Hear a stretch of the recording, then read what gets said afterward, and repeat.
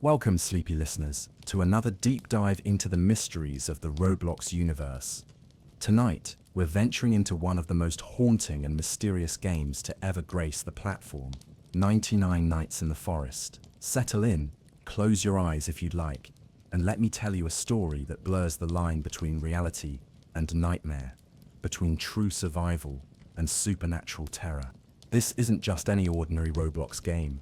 This is a tale rooted in real tragedy, wrapped in folklore, and transformed into one of the most chilling survival experiences you'll ever encounter. So dim the lights, get comfortable, and prepare to learn secrets about 99 Nights in the Forest that most players will never discover. Chapter 1. The true story that started it all. Before we dive into the game itself, we need to understand where it all began. Because 99 Nights in the Forest carries a haunting tagline that appears every time you load into the game, based on a true story. Some details have been changed. But what is this true story? What really happened that was so compelling, so tragic, that it inspired an entire game about survival and rescue in the darkest depths of a forest? The answer takes us to May 1st, 2023, deep in the Amazon rainforest of Colombia's Caquetá province. On this day, a small Cessna 2006 single-engine aircraft was making what should have been a routine flight. 7 people were aboard, 3 adults and 4 children, but fate had other plans. Under mysterious circumstances, the plane experienced critical engine failure and crashed nose first into the dense canopy of the Amazon jungle. The impact was devastating. The 3 adults, including the children's mother, died on impact or shortly after the crash.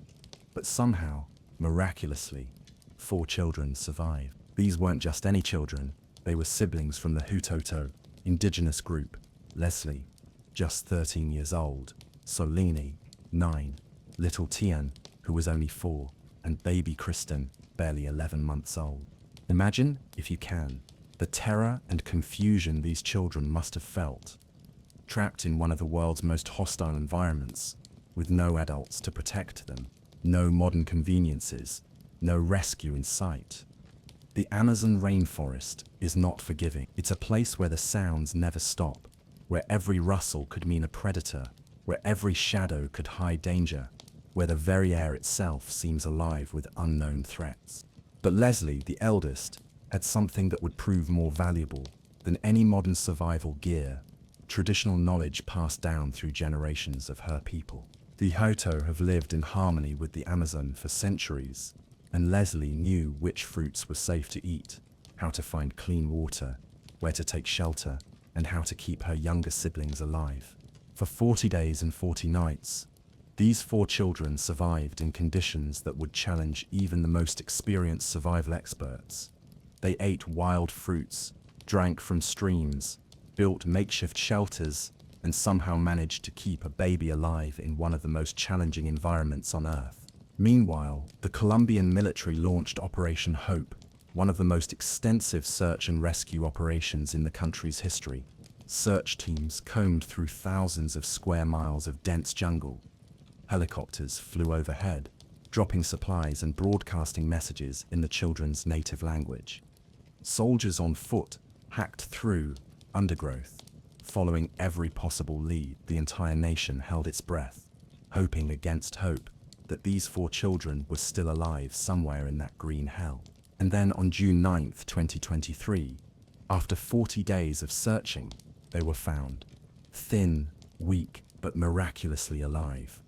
The rescue made international headlines and became one of the most inspiring survival stories of the modern era. Netflix even created a documentary about it, called The Lost Children, cementing their story in popular culture. But here's where the story gets interesting for us.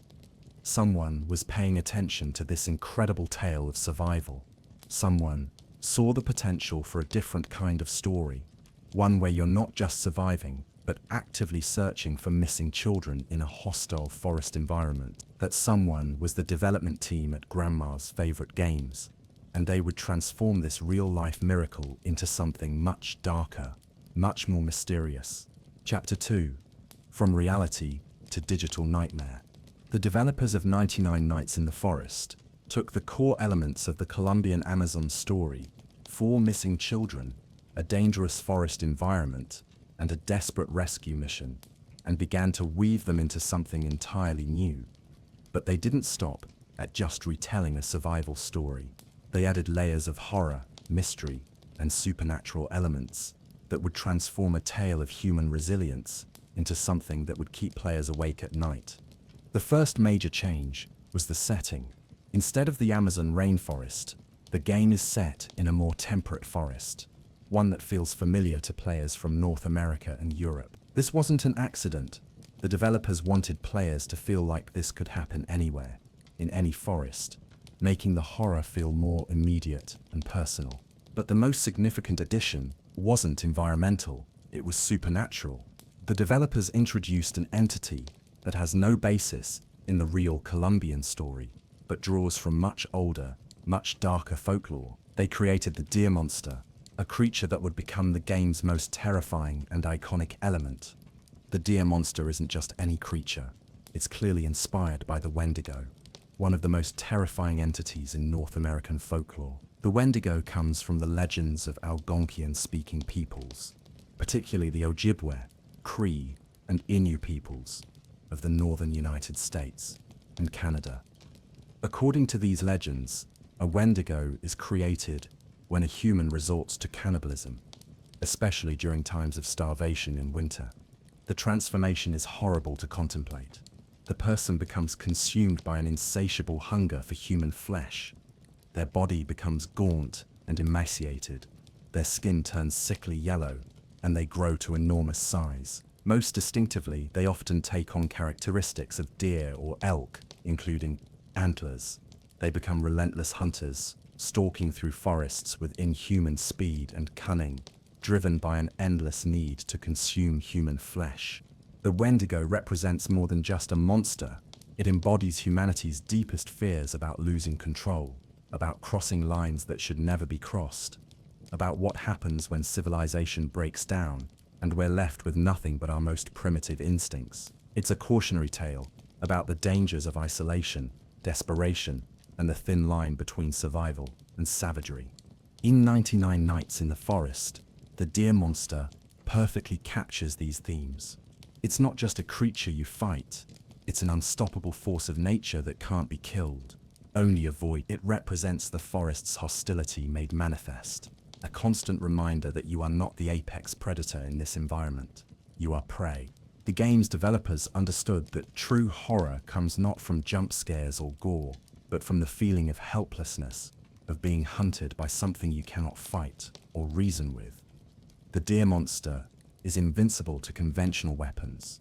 Bullets don't work, axes don't work. The only things that can stop it are light and fire, ancient tools that represent humanity's first defenses against the darkness. This connection between light and safety runs deep in human psychology. Since our earliest days as a species, fire has meant safety, warmth, and protection from the creatures that hunt in the dark.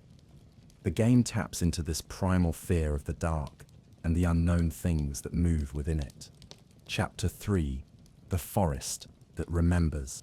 The setting of 99 Nights in the Forest isn't just a backdrop, it's almost a character in its own right, with its own dark history and secrets. According to the game's lore, this forest was once the site of something much more sinister than a simple wilderness preserve. Hidden beneath the trees, scattered throughout the landscape, are the remnants of a research facility that conducted experiments on animals. Now, animal experimentation isn't uncommon, and much of it is done for legitimate medical research, but the experiments in this forest went far beyond anything ethical or legal. The research facility was apparently working on genetic modifications, trying to create enhanced or mutated animals for unknown purposes. We can find hints of this throughout the game.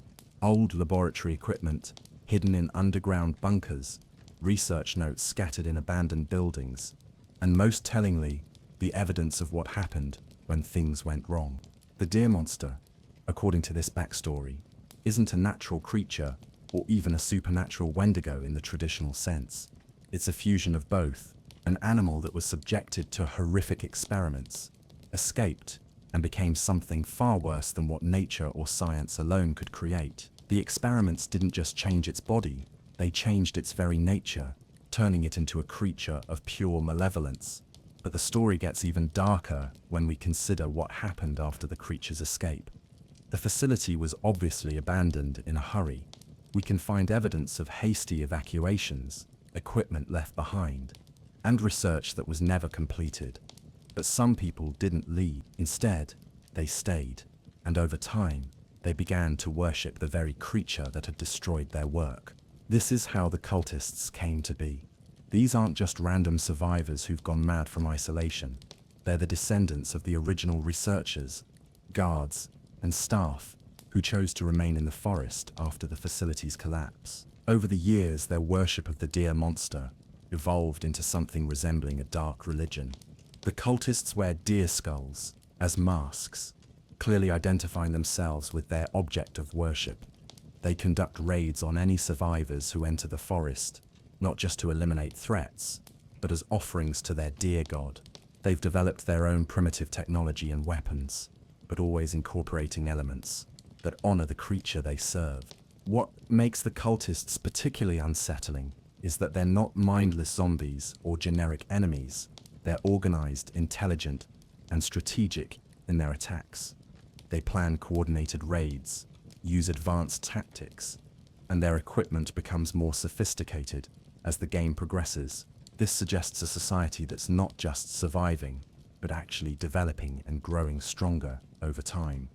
The relationship between the cultists and the Deer Monster is one of the most mysterious aspects of the game.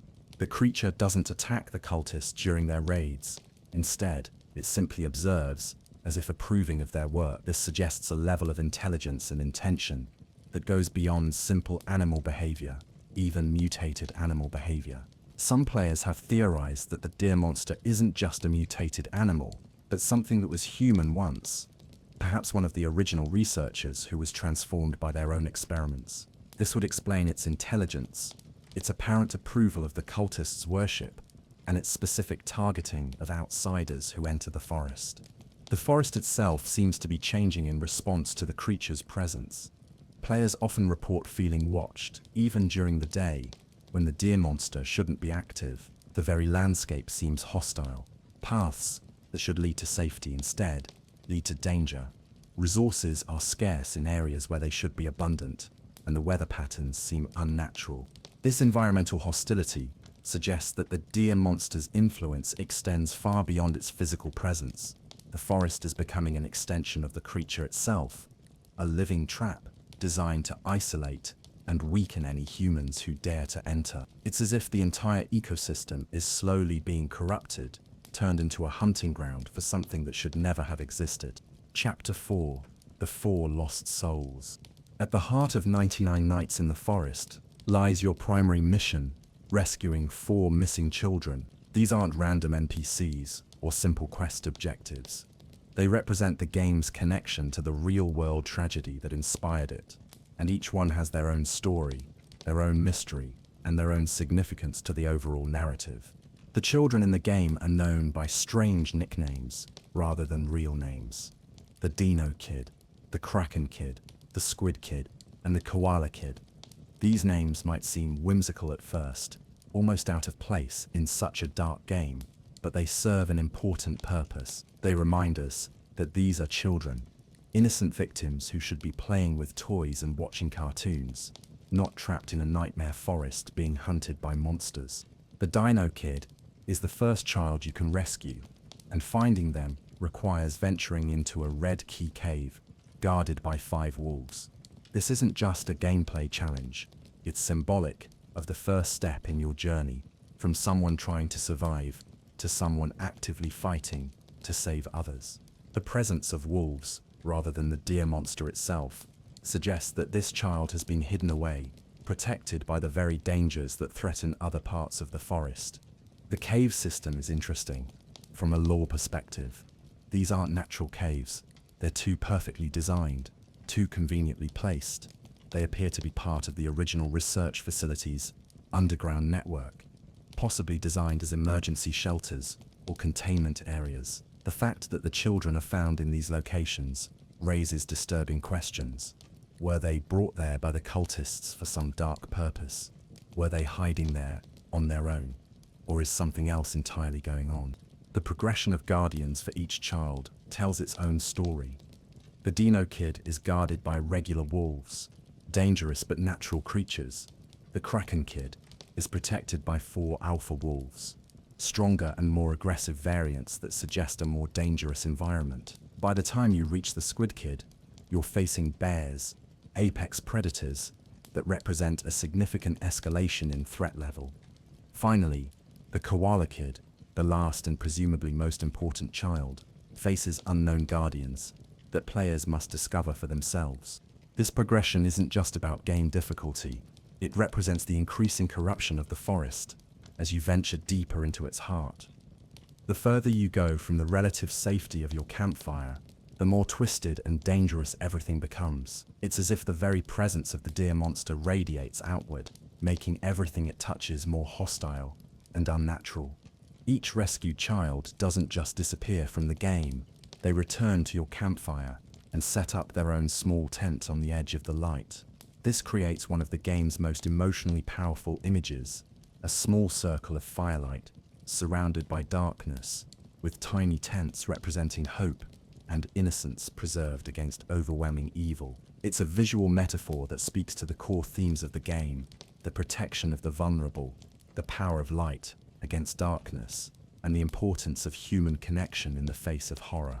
But there's something strange about the children's behavior once they're rescued. They don't speak, they don't interact with players beyond basic acknowledgement.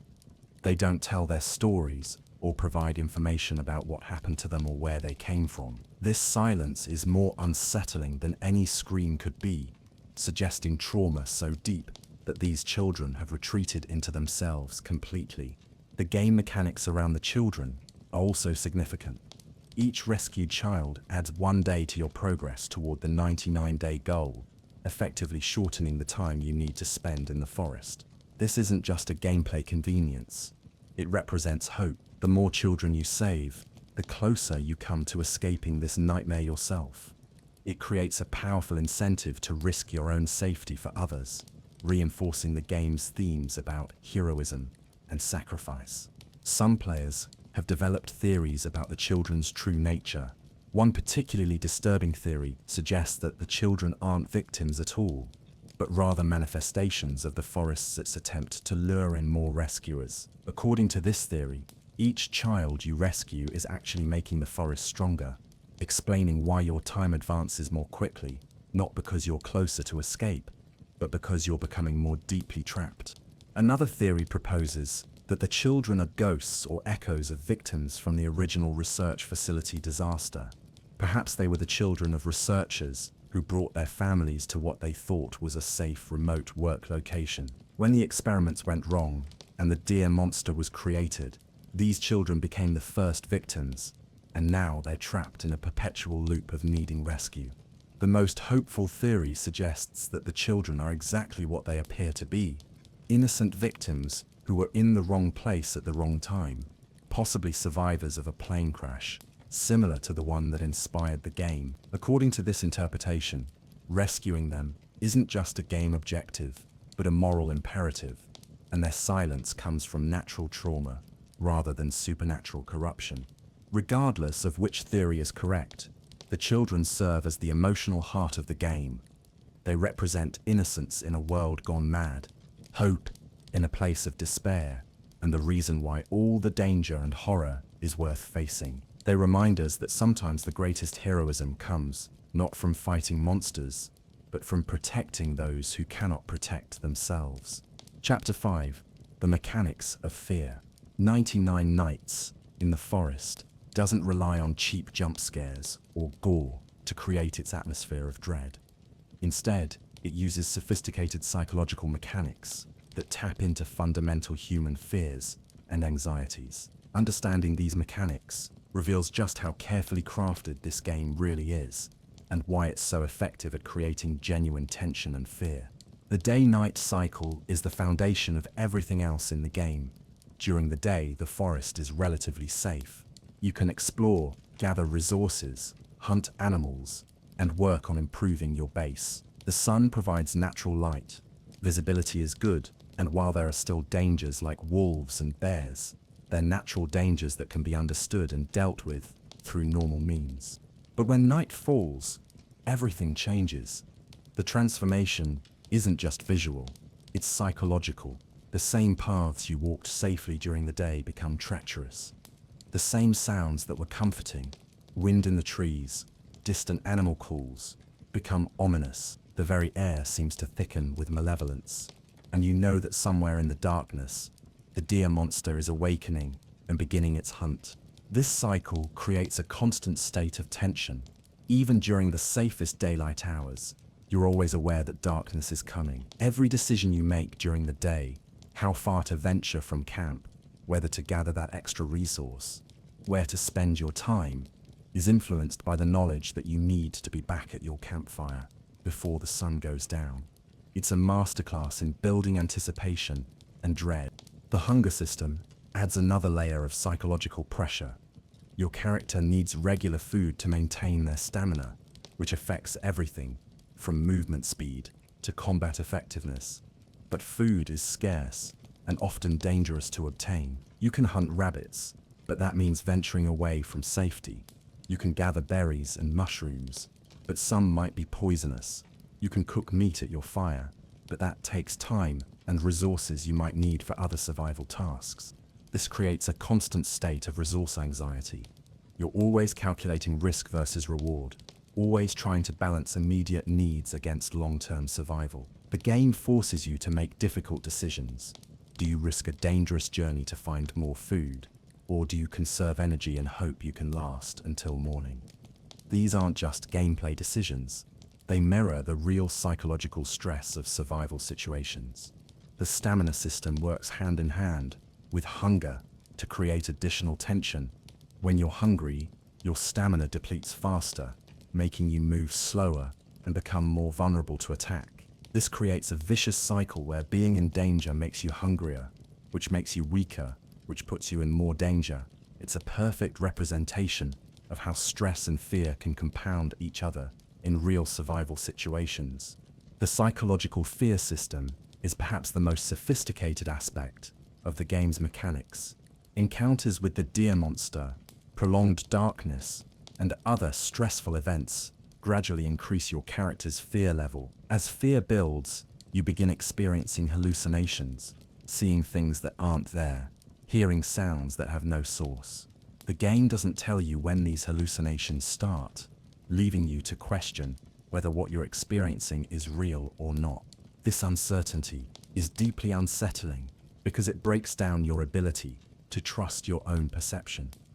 In a game where accurate information is crucial for survival, suddenly not being sure whether what you're seeing is real creates a profound sense of vulnerability. It forces you to second-guess everything, to question every shadow and every sound. It's a digital representation of the paranoia and hypervigilance that characterize real psychological trauma. The light mechanics throughout the game serve both practical and symbolic purposes. Light sources, campfires, flashlights, torches, don't just provide visibility, they actively repel the deer monster. This creates a complex resource management challenge, where light becomes one of your most precious commodities. Do you use your flashlight batteries to explore a promising location, or save them for an emergency? Do you keep your campfire burning bright all night for safety, or let it dim to conserve fuel? But beyond the practical considerations, light represents hope, safety, and human civilization itself. The contrast between your small circle of firelight and the vast darkness beyond creates a visceral sense of isolation and vulnerability. You're not just managing resources, you're maintaining humanity's ancient defense against the unknown dangers that lurk in the dark. The crafting system reinforces themes of human ingenuity and adaptation. With basic materials and simple tools, you can create increasingly sophisticated equipment that helps you survive and fight back against the hostile environment. But crafting takes time, resources, and most importantly, it requires you to make choices about what to prioritize. Every item you craft represents a decision about what type of threat you're most concerned about facing. The social mechanics of the game, when playing with friends, add yet another layer of psychological complexity. Having allies provides obvious practical benefits. More people to gather resources, guard the camp, and fight off attackers. But it also creates social pressure and responsibility. You're not just responsible for your own survival anymore. You're responsible for keeping your friends alive too. This can create additional stress, especially when resources are scarce, or when difficult decisions need to be made about who takes which risks. Chapter 6. The Cult of the Forest. The cultists represent one of the most fascinating and disturbing aspects of 99 Nights in the Forest's lore. Unlike the Deer Monster, which is a force of nature beyond human understanding, the cultists are tragically human, people who have chosen to abandon their humanity in service of something monstrous. Their story reveals how quickly civilization can break down when faced with incomprehensible horror, and how people can adapt to survive even in the most twisted circumstances. The cultists first appear on day 4 of your survival, giving you just enough time to establish a basic camp and begin to feel somewhat secure. This timing isn't accidental. It represents the moment when you transition from simply trying to survive to actively being hunted. The game announces their impending arrival with ominous messages. Something evil is approaching your campfire. It arrives tonight. The psychological impact is immediate and powerful. You know something terrible is coming, but you don't know exactly what or when. When they finally arrive, it's with great ceremony.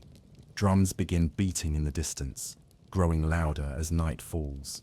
Then comes a cutscene that establishes their motivation and methods. Weathered text on torn paper that reads like a manifesto or prophecy. The presentation is deliberately primitive and unsettling, suggesting a group that has developed its own twisted culture and beliefs over years or decades of isolation. The visual design of the cultists tells its own story. They wear deer skulls as masks, immediately identifying them with their object of worship. But these aren't just crude disguises. They're crafted with care and decorated with ritual significance. Each skull represents a conscious choice to abandon human identity in favor of something bestial. The masks hide their faces, making them less human and more like extensions of the deer monster itself. Their weapons and equipment follow a similar pattern of primitive sophistication. Early cultists carry crude tools like old axes and spears, but as the game progresses, their equipment becomes more advanced. They develop crossbows, morning stars, and other weapons that require significant skill to manufacture.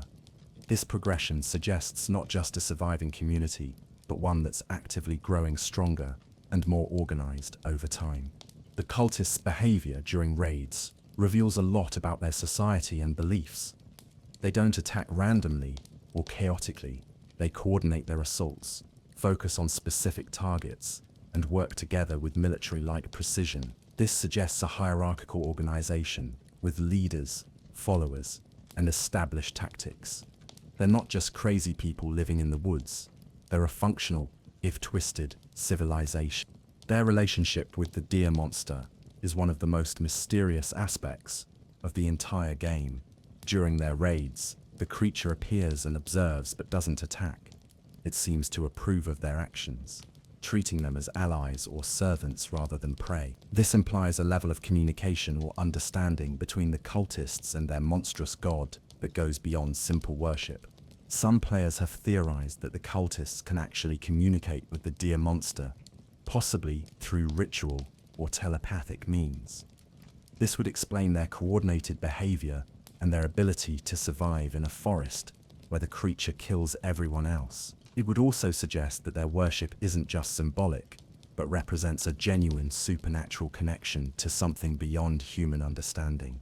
The cultist lifestyle raises disturbing questions about adaptation and survival. How do they obtain food in a forest where most animals are either dangerous or scared away by the deer monster's presence? How do they reproduce and raise children in such a hostile environment? How do they maintain their equipment and develop new weapons without access to modern manufacturing? The answers to these questions hint at a society that has made fundamental compromises with evil in order to survive.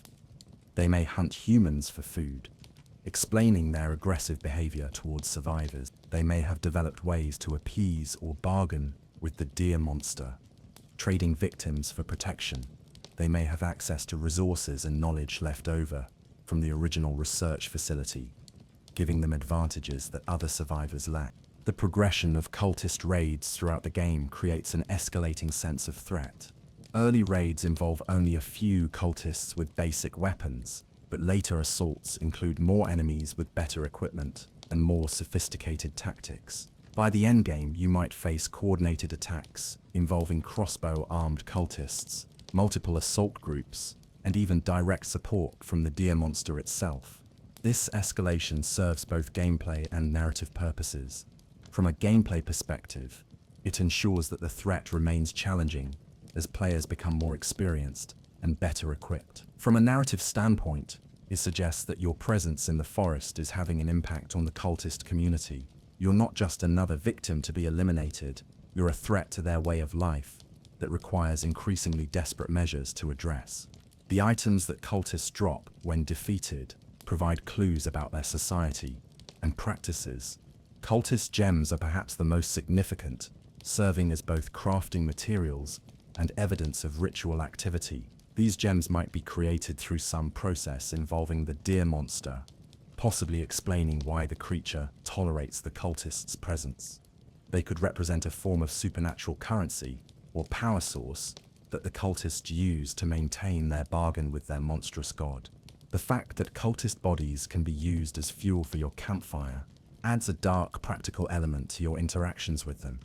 It's disturbing to contemplate using human remains as fuel, but in a survival situation, such moral compromises become necessary. This mechanic forces players to confront uncomfortable questions about what they're willing to do to survive and what lines they're willing to cross.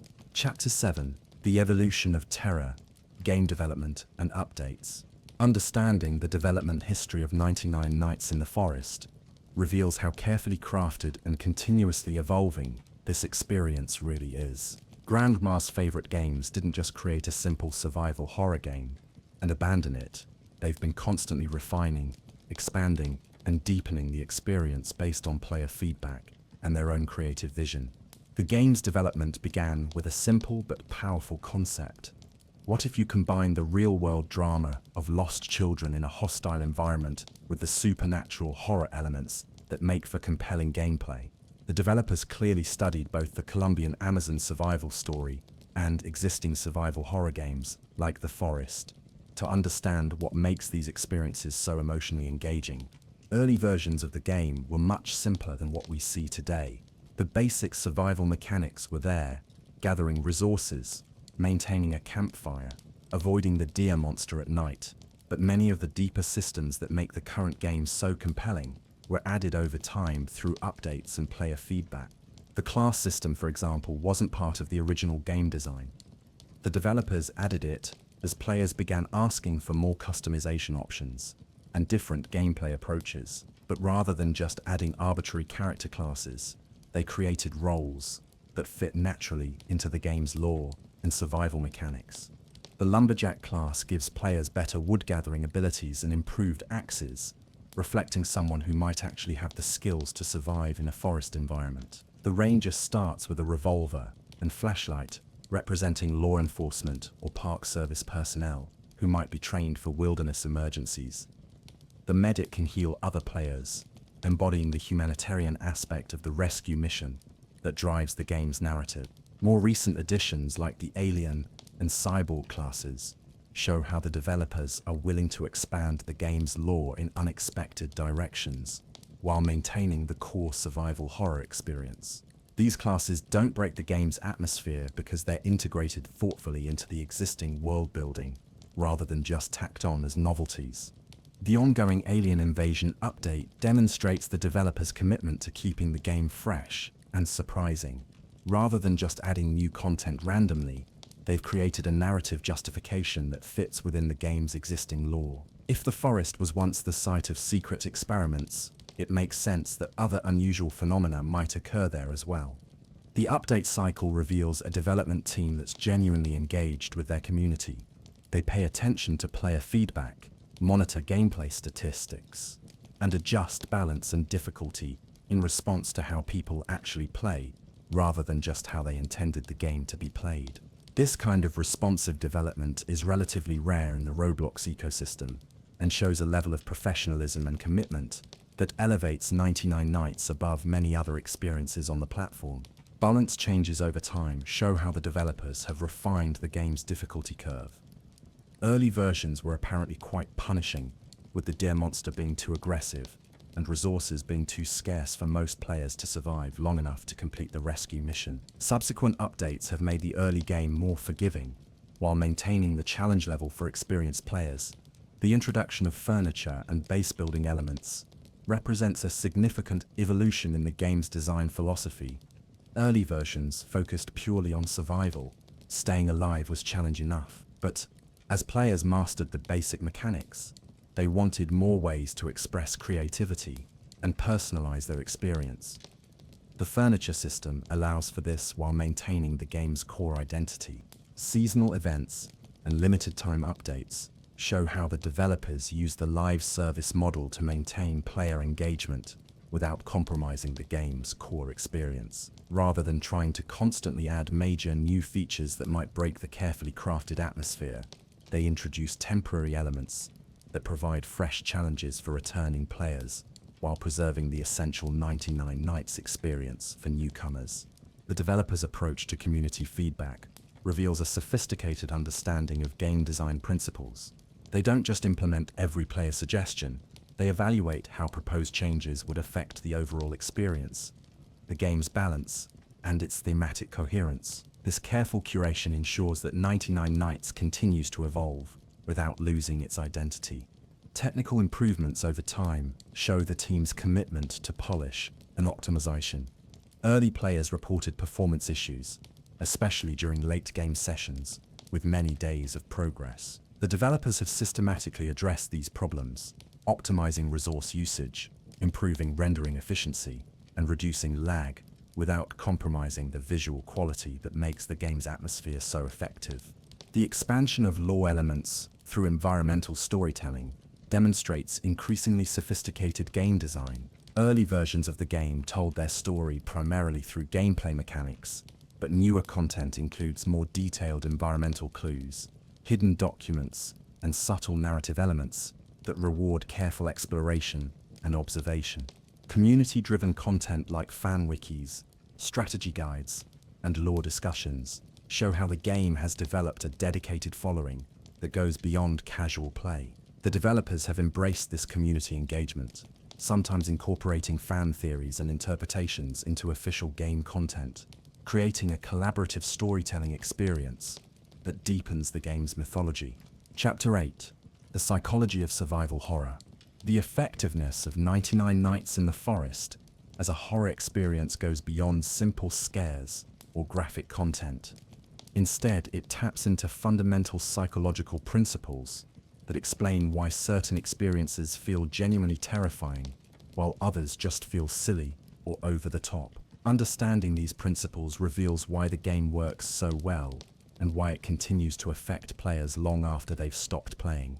At its core, 99 Nights exploits our evolutionary fear responses, the same psychological mechanisms that kept our ancestors alive when they really were being hunted by predators in dark forests. These fears are hardwired into our nervous systems and activate automatically when we encounter certain stimuli, regardless of whether we're in real danger or just playing a game. The fear of darkness is perhaps the most fundamental of these evolutionary responses. For millions of years, darkness represented genuine danger for our ancestors. Predators hunted at night, visibility was limited, and being caught away from fire or shelter after sunset often meant death. Our brains still react to darkness with heightened alertness, increased stress hormones, and a strong desire to find light and safety. 99 Nights triggers this response perfectly. During the day, you feel relatively confident and capable. You can see threats coming, plan your movements, and take calculated risks. But when night falls in the game, your entire psychological state changes even before any actual threats appear. Just the visual transformation from day to night is enough to activate ancient fear responses that make you feel vulnerable and hunted. The fear of being stalked by a predator is another deeply ingrained response that the game exploits brilliantly. The deer monster isn't just another enemy to fight. It's specifically designed to trigger predator avoidance behaviors that our species developed over millions of years. It's larger and stronger than the player character. It's faster than you are when you're not at full stamina. And most importantly, it can't be killed or reasoned with. This invincibility is crucial to the psychological effect. Throughout most of human evolution, our ancestors dealt with predators by either fighting them off or avoiding them entirely. But occasionally, they would encounter something, a large bear, a big cat, or even other humans that simply couldn't be fought successfully. In these situations, the only survival strategy was avoidance, hiding, and escape. The deer monster triggers these same responses by being completely immune to conventional weapons and attacks. The creature's design also exploits the psychological principle known as the uncanny valley. The deer monster looks almost like a normal deer, but not quite. It stands on two legs like a human, has oversized eyes that face forward like a predator's, and moves in ways that seem both familiar and wrong. This combination of familiar and unfamiliar elements creates a deep sense of unease that's difficult to rationalize or overcome. The uncanny valley effect occurs when something appears almost human or almost normal, but with subtle differences that our brains recognize as wrong. This triggers an automatic revulsion response that may have evolved to help our ancestors identify diseased or dangerous individuals within their own species. The deer monster exploits this same response by presenting an animal that's been twisted into something that resembles humanity without actually being human. Sound design plays a crucial role in the game's psychological impact. The forest is never completely silent. There are always ambient sounds of wind, leaves rustling, distant animal calls. During the day, these sounds feel natural and even comforting, but at night, the exact same sounds become ominous and threatening. This transformation happens purely through context and timing, demonstrating how our psychological state affects our perception of neutral stimuli. The game also uses silence as a weapon. When the deer monster is approaching, all other sounds in the forest stop. This unnatural quiet creates intense tension because our brains interpret the absence of normal environmental sounds as evidence that a major predator is nearby, something so dangerous that even other animals are hiding from it. The psychological impact of resource scarcity in the game mirrors real survival stress responses. When resources like food, fuel, or building materials become scarce, players experience genuine anxiety that extends beyond the game itself. This happens because resource management activates the same brain systems that our ancestors used to survive periods of famine or seasonal scarcity. The game creates what psychologists call cognitive load. You're constantly tracking multiple variables like hunger, stamina, daylight remaining, resource levels, and threat proximity. This mental juggling act prevents you from becoming too comfortable or complacent, maintaining a state of alertness that keeps the horror elements effective even after many hours of play. Social psychology also plays a role in multiplayer sessions. When playing with friends, you experience both the comfort of having allies and the additional stress of being responsible for others' survival. This creates complex emotional dynamics where your own safety decisions are influenced by concern for your teammates, often leading to riskier behavior as players attempt heroic rescues or resource-gathering missions. The game's progression system creates what behavioral psychologists call intermittent reinforcement. Success isn't guaranteed.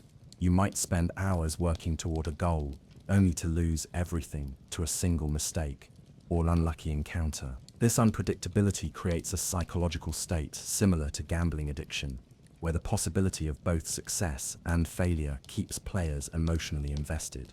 Fear conditioning is another principle the game exploits effectively. After experiencing several encounters with the deer monster, players develop conditioned fear responses to environmental cues that precede its appearance. The sound of approaching footsteps, changes in ambient lighting, or even just the transition from day to night, can trigger anxiety responses that persist even when no actual threat is present. The game's ending mechanics create what psychologists call loss aversion, the tendency to feel the pain of losing something more acutely than the pleasure of gaining it. When you've invested hours into building a base, gathering resources, and progressing toward the 99-day goal, the threat of losing everything to a single mistake feels genuinely devastating. This emotional investment makes every decision feel consequential and every risk feel genuinely dangerous. Chapter 9. Hidden Secrets and Easter Eggs. Beyond its surface-level survival mechanics and obvious horror elements, 99 Nights in the Forest contains layers of hidden content that most players will never discover. These secrets range from subtle environmental details that hint at deeper lore to actual hidden areas and mechanics that reward the most dedicated explorers. The crashed airplane is one of the most significant but easily missed details in the game. Hidden somewhere in the vast forest map is the wreckage of an aircraft, a direct reference to the real-world Colombian plane crash that inspired the game's creation. But this isn't just a simple Easter egg or environmental decoration. The crash site contains clues about what really happened to bring the children to this cursed forest. Around the crash site, careful observers can find personal belongings, torn pieces of clothing, and other evidence of the tragedy that brought the missing children to the forest. But there are also anachronistic elements, pieces of technology or equipment that don't match the time frame of a simple civilian aircraft. These details suggest that the plane crash might not have been as innocent or accidental as it first appears. Some players have reported finding military equipment near the crash site, suggesting that the aircraft might have been involved in surveillance or transport related to the secret research facility. Others have found medical equipment and specimen containers, implying that the crash might have been connected to attempts to study or contain the creatures created by the failed experiments. The underground tunnel system represents another layer of hidden content that most players never fully explore. While some tunnels are necessary to access the caves where the missing children are held, others lead to abandoned sections of the original research facility. These areas contain environmental storytelling elements that reveal more about the facility's original purpose and the experiments that created the Deer Monster. Hidden research logs scattered throughout these underground areas provide fragmentary information about the facility's work, written in technical language and often partially destroyed. These documents hint at experiments involving genetic modification, behavioral conditioning, and attempts to create enhanced or weaponized animals. The logs suggest that the Deer Monster wasn't an accidental creation, but rather the result of deliberate attempts to create something that combined animal instincts with human intelligence. The most disturbing implication from these hidden documents is that the children might not have been random crash victims at all. Some logs reference test subjects and juvenile specimens, suggesting that the facility might have been conducting experiments on human children as well as animals. This would explain why the children in the game don't speak or interact normally. They might be victims of psychological conditioning or worse. Environmental details throughout the forest provide additional clues for observant players. Certain trees have unusual markings that might represent territorial markers left by the Deer Monster, or ritualistic symbols created by the cultists. Rock formations in some areas appear to have been deliberately arranged, possibly as part of worship ceremonies or navigational aids for the forest's twisted inhabitants. Weather patterns in the game aren't entirely random, and paying attention to them can provide strategic advantages. Experienced players have noticed that certain types of storms or atmospheric conditions tend to precede cultist raids or increased deer monster activity. Learning to read these environmental cues allows skilled survivors to prepare for threats before the game's explicit warning systems activate. The Pelt Trader's inventory contains items that hint at a larger world beyond the immediate forest area.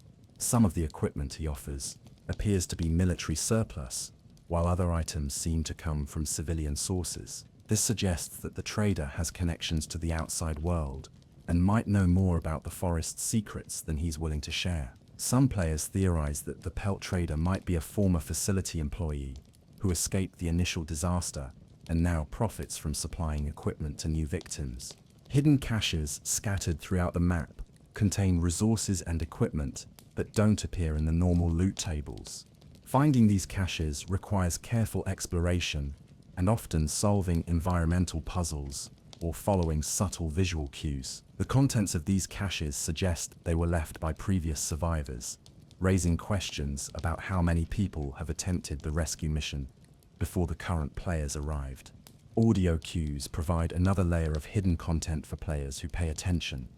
Beyond the obvious sounds like the Deer Monster's footsteps or cultist drums, the forest contains subtle audio details that reveal information about nearby threats or resources. The calls of different bird species can indicate whether an area is safe or dangerous, while changes in wind patterns might signal approaching weather or the presence of large creatures.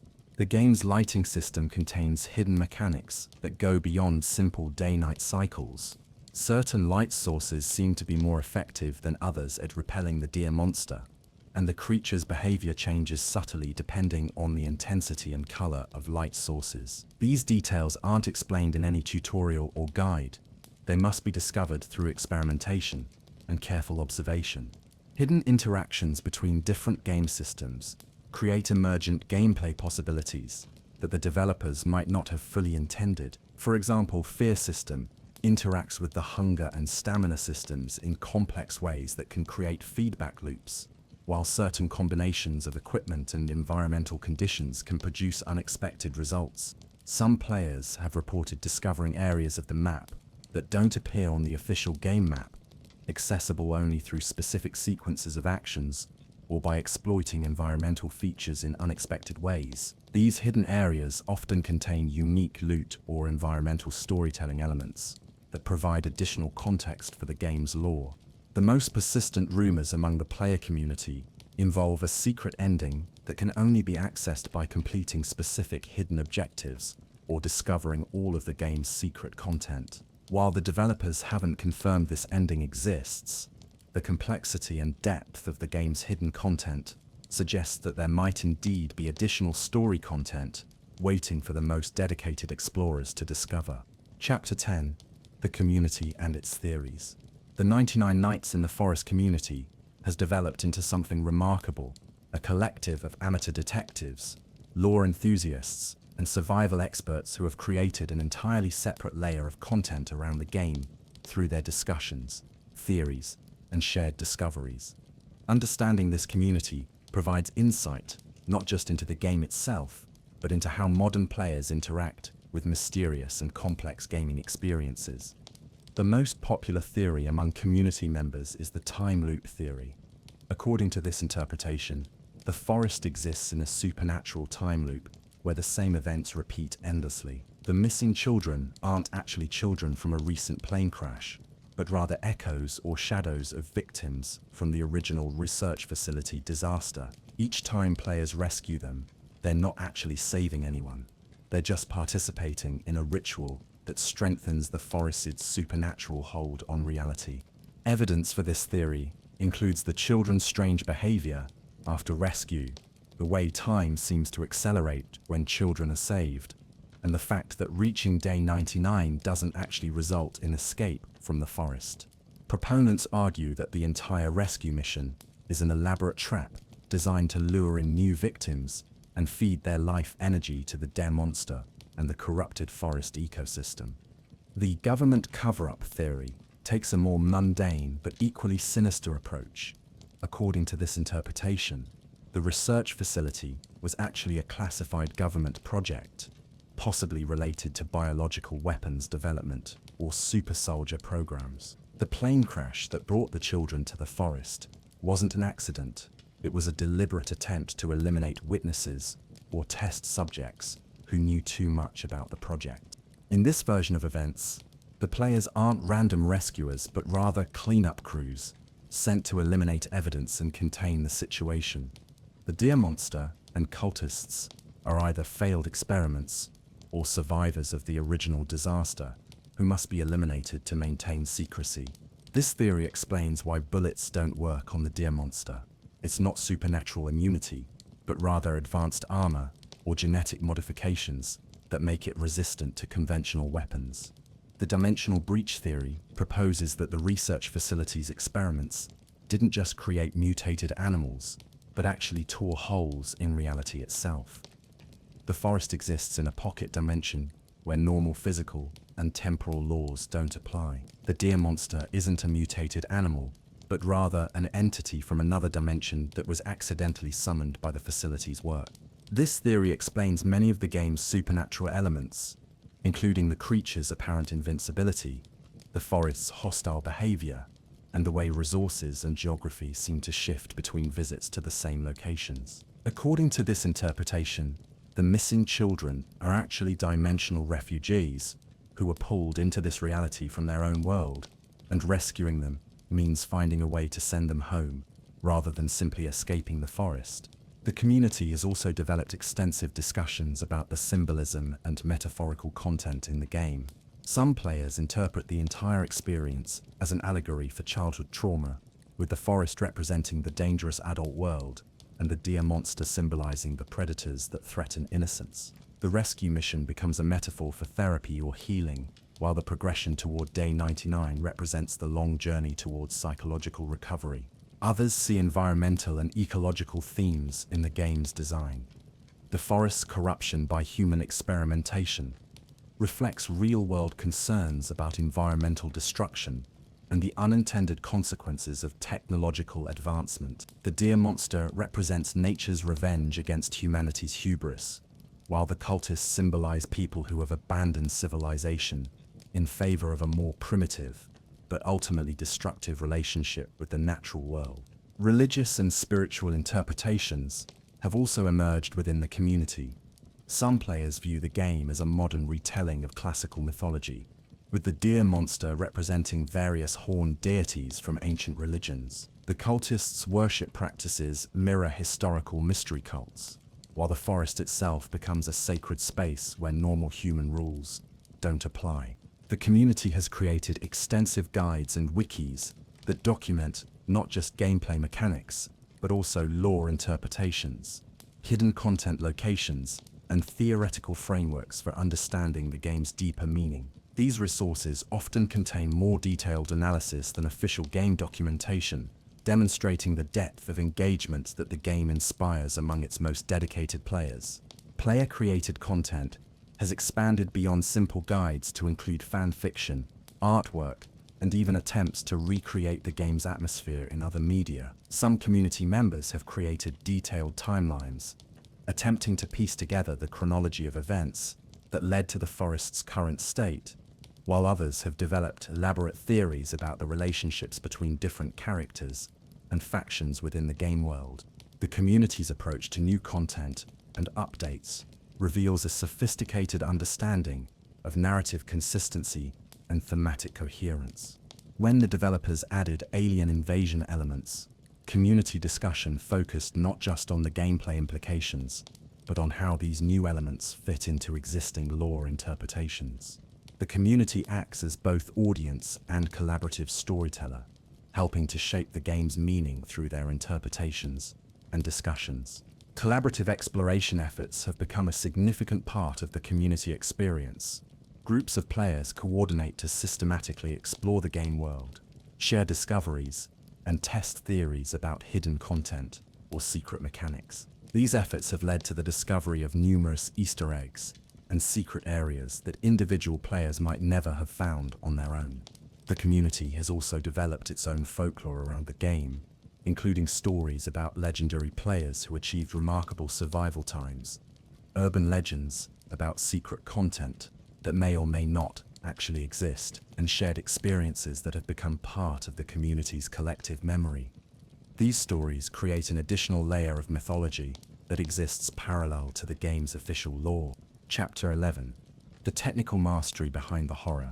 Creating effective horror in the Roblox platform presents unique challenges that the developers of 99 Nights in the Forest have overcome with remarkable skill and creativity. Understanding the technical aspects of how they achieved such an atmospheric and terrifying experience reveals the depth of craftsmanship that goes into the game's design.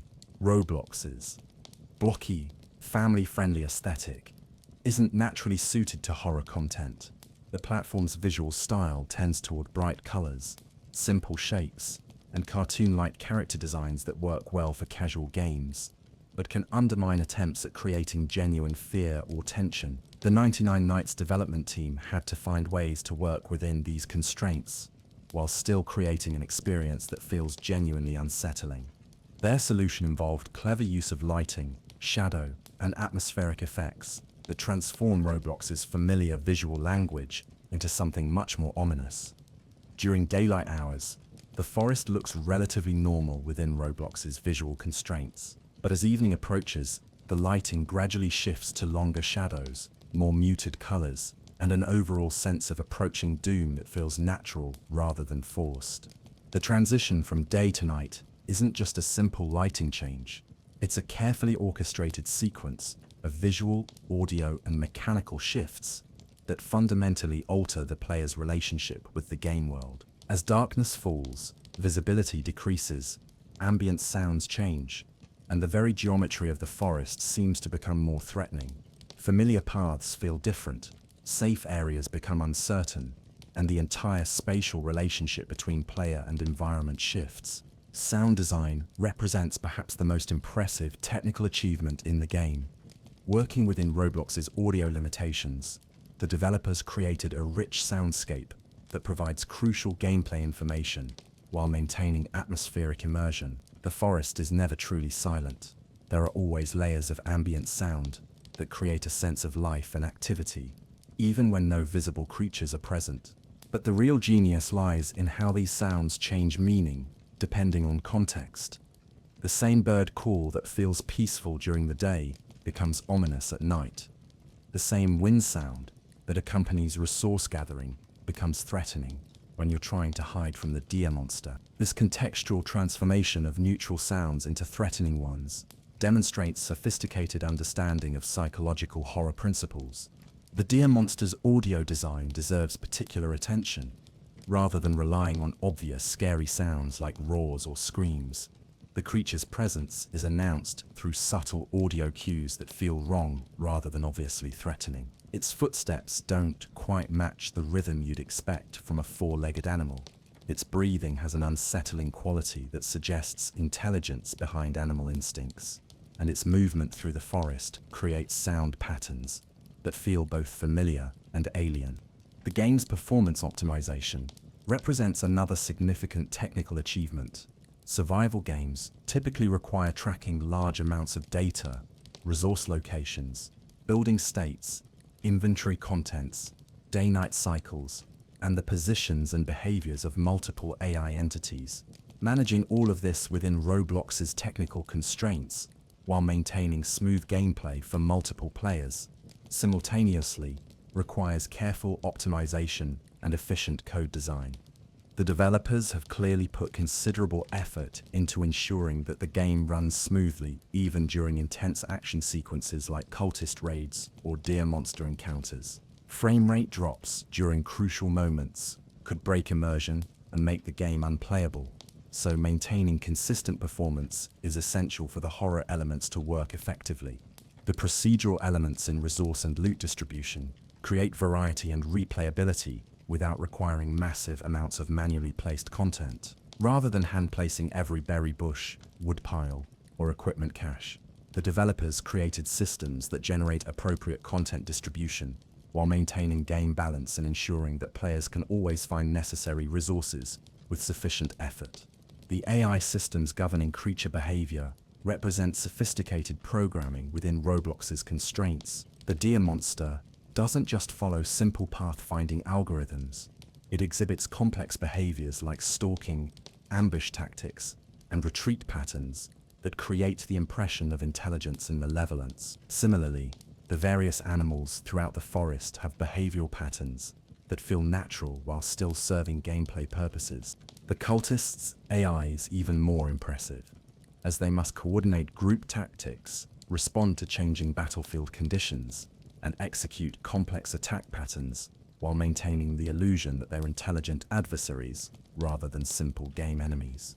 Their ability to focus fire, coordinate movements, and adapt to player defensive strategies creates genuinely challenging encounters that require tactical thinking rather than just quick reflexes. The building and crafting systems demonstrate elegant solutions to complex technical challenges, allowing players to construct custom bases while maintaining multiplayer synchronization and preventing exploitation requires sophisticated back-end systems. The game must track the position, rotation, and state of potentially hundreds of player-placed objects, while ensuring that changes appear correctly for all players and persist between game sessions. The integration of multiple game systems, hunger, stamina, fear, day-night cycles, weather, creature spawning, and player progression creates emergent gameplay possibilities that feel natural rather than scripted. The technical challenge lies in making these systems interact in ways that enhance rather than undermine each other, creating complex gameplay scenarios without overwhelming players with unnecessary complexity. Memory management becomes crucial in longer game sessions, where players might accumulate large amounts of resources, construct extensive bases, and progress through dozens of in-game days. The developers have implemented systems that clean up unnecessary data while preserving essential game state, ensuring that performance remains consistent even in extended play sessions.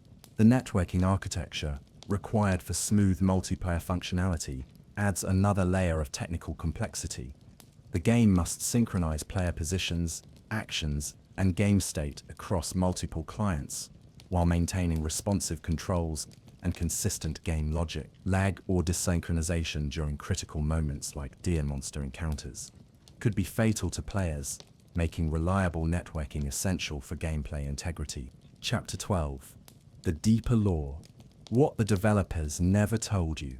Piecing together the complete story of 99 Nights in the Forest requires looking beyond the obvious narrative elements to examine subtle environmental details, hidden document fragments, and the implications of gameplay mechanics that most players take for granted. The full truth about the forest and its inhabitants is darker and more complex than the surface-level rescue mission suggests. The research facility that preceded the current forest wasn't just conducting animal experiments.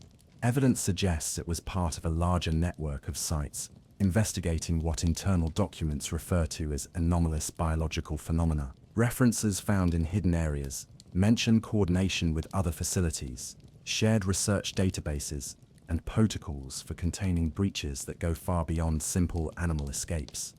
These documents hint at a world where the 99 Nights Forest represents just one example of places where reality itself has become unstable due to human experimentation. The facility's research appears to have been focused on understanding and potentially weaponizing creatures or entities that exist at the boundaries between dimensions, realities, or states of existence.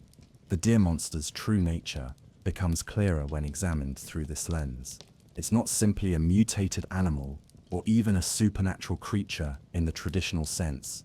It's something that was pulled into our reality from elsewhere through the facility's experiments. Its apparent invincibility comes not from physical toughness, but from the fact that it doesn't fully exist in our dimension, making conventional physical attacks ineffective. This explains why light is effective against the creature. Light, particularly fire, represents ordered energy that helps stabilize local reality and push interdimensional entities back toward their origin points. The creature's photophobia isn't biological, but metaphysical. Light literally makes it more difficult for the entity to maintain its presence in our world. The cultist role in this larger narrative becomes more sinister when viewed as collaborators rather than simply worshippers. Evidence suggests that some of the original facility staff didn't just stay behind after the disaster. They actively chose to help maintain the dimensional breach that allows the deer monster to exist in our world. Their rituals and raids aren't random acts of violence, but carefully orchestrated activities designed to feed energy to the entity and keep the boundary between dimensions weak enough for it to cross. The missing children represent something far worse than simple crash victims. Hidden documents reference dimensional anchors and cross-planar subjects, individuals whose unique psychological or physiological properties make them valuable for maintaining interdimensional stability. The children aren't being held prisoner by the Deer Monster, they're being used as living focal points to keep the dimensional breach open. This revelation reframes the entire rescue mission. Players aren't just saving innocent victims, they're potentially disrupting a supernatural apparatus that maintains the forest's twisted reality. Each child rescued might make the dimensional boundary more unstable, explaining why time accelerates as more children are saved. The forest is trying to expel the players before they can completely collapse the interdimensional experiment. The game's multiple ending possibilities become more meaningful when viewed through this framework. Different outcomes might represent different resolutions to the dimensional crisis. Some endings might close the breach and restore normal reality, while others might expand the anomalous area or even allow the interdimensional entity to spread beyond the forest boundaries. The pelt trader's true identity becomes suspect when examined closely. His ability to appear and disappear, his access to equipment that shouldn't exist in an isolated forest, and his apparent immunity to the dangers that threaten other humans suggest that he might not be entirely human himself. He could be another interdimensional entity, a surviving facility researcher with access to protective technology, or even a manifestation of the forest's attempt to maintain some semblance of normal human economic relationship. The Alien Invasion update, rather than being a simple addition of new content, might represent the natural progression of the interdimensional experiments. If the facility succeeded in creating stable breaches between realities, it would be logical that entities from multiple dimensions or realities might eventually find their way through. The aliens aren't invading from space, they're crossing over from parallel dimensions, where evolution took different paths. Environmental changes that players notice over long game sessions aren't just procedural generation or random events. The forest is actively adapting to human presence, learning from player behavior, and adjusting its threats and resources accordingly. This suggests that the entire forest ecosystem has become a kind of collective intelligence, possibly directed by the interdimensional entity or emerging from the intersection of multiple realities. The progression system, where rescued children advance time toward the 99-day goal, takes on ominous implications when viewed as part of the interdimensional experiment. Rather than representing progress toward escape, the advancing days might indicate increasing instability in local reality. Day 99 might not represent rescue at all, but rather the point at which the dimensional breach becomes permanent and irreversible. Weather patterns and natural phenomena in the forest don't follow normal meteorological rules because they're influenced by interdimensional instabilities. Storms might represent reality asserting itself against the anomalous zone, while calm periods could indicate times when the breach is most stable and dangerous. Learning to read these patterns becomes a matter of survival, not just against physical threats, but against the breakdown of natural law itself. The facility's original purpose might have been defensive rather than aggressive, an attempt to understand and contain interdimensional intrusions that were already occurring naturally. The experiments that created the current situation might have been desperate attempts to find ways to close existing breaches rather than create new ones. This would explain the extensive containment protocols and emergency procedures that players discover in hidden areas. The true horror of the 99 Nights Forest lies not in the individual monsters or dangers, but in the implication that reality itself has been compromised.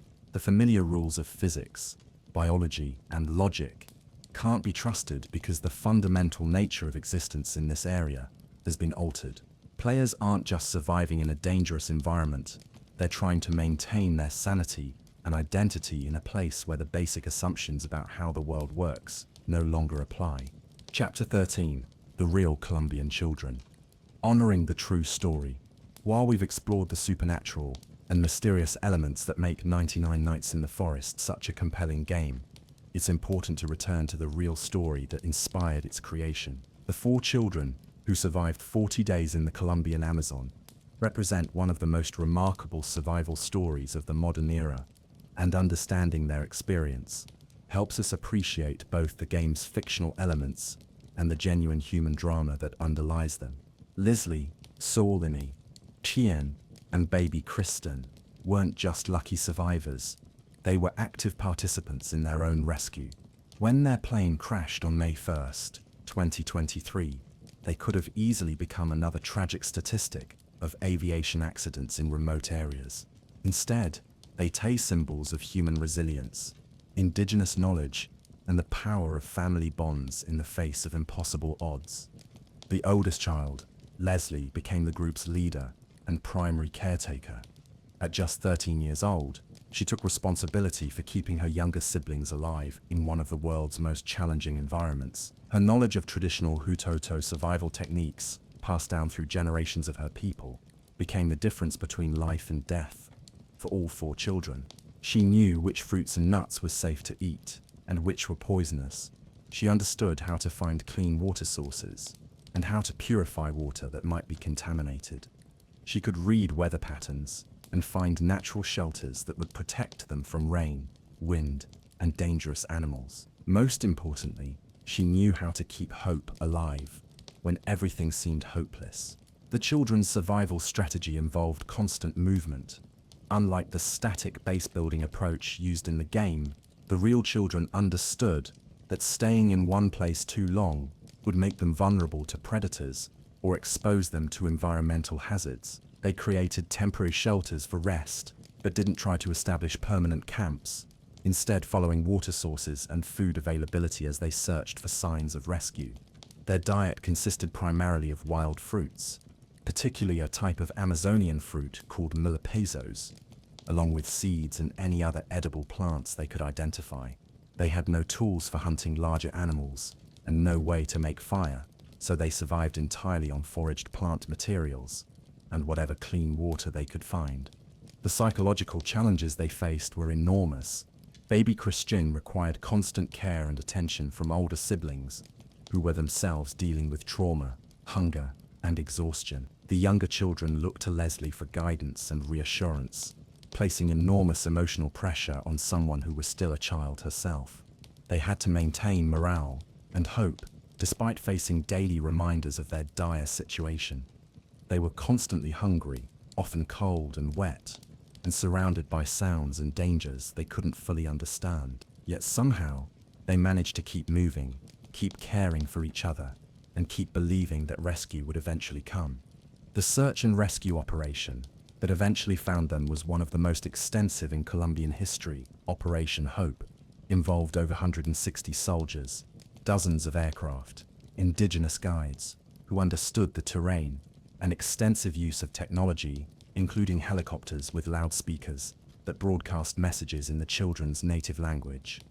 The rescuers dropped supplies and played recordings of the children's grandmother, calling their names, hoping to guide them toward rescue teams. They followed every possible lead, investigated every reported sighting, and covered thousands of square miles of dense jungle terrain that would challenge even experienced survival experts. When the children were finally found on June 9, 2023, they were weak and malnourished, but in remarkably good condition, considering their ordeal.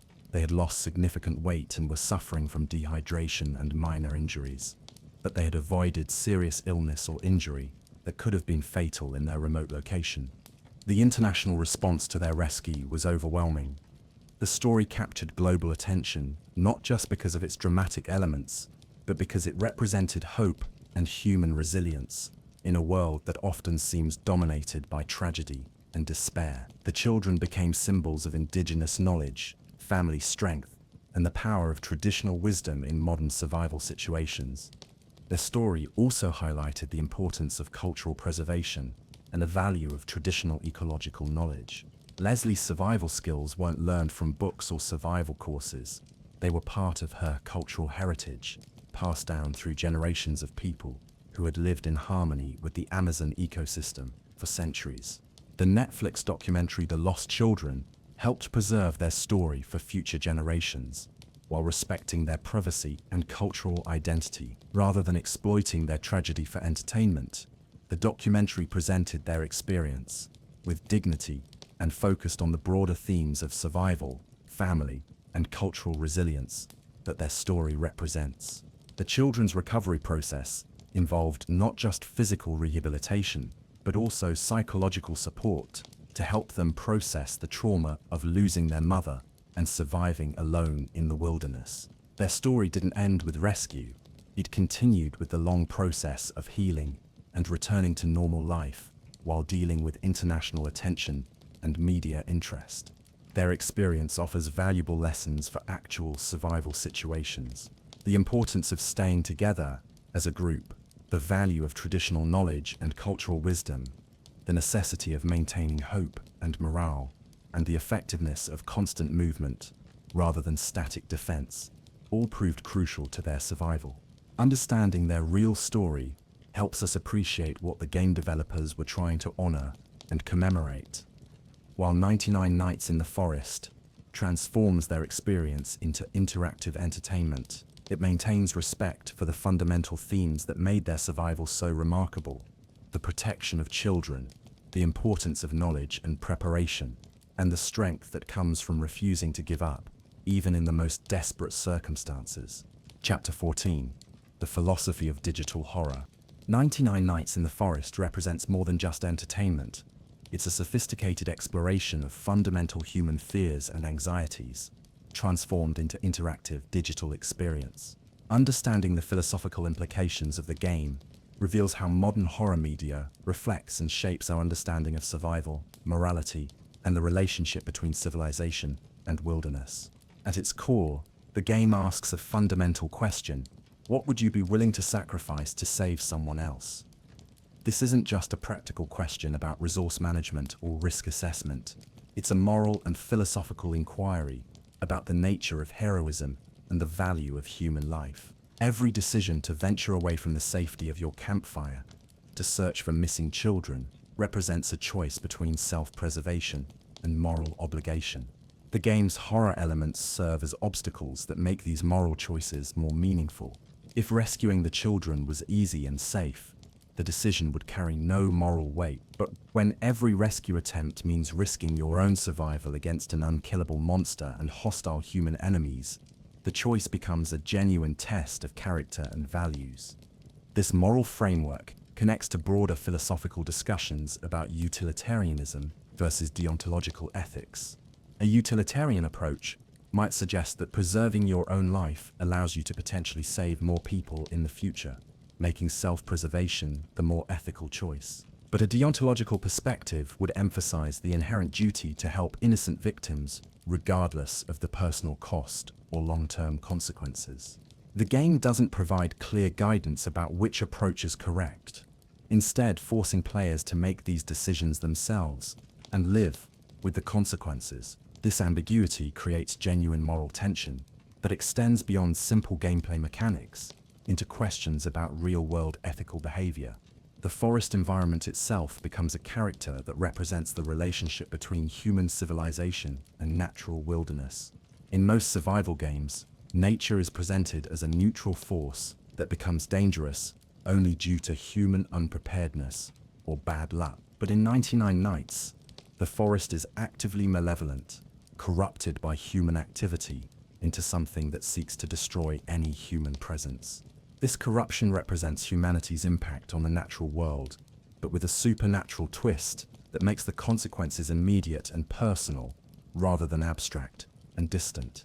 Climate change and environmental destruction are long-term, gradual processes that can be easy to ignore, but a forest actively hunting you with supernatural monsters makes the consequences of human environmental interference impossible to ignore. The deer monster serves as a perfect symbol for this corrupted nature. It's neither fully natural nor entirely artificial. It's something that was natural but has been transformed by human interference into something unnatural and hostile.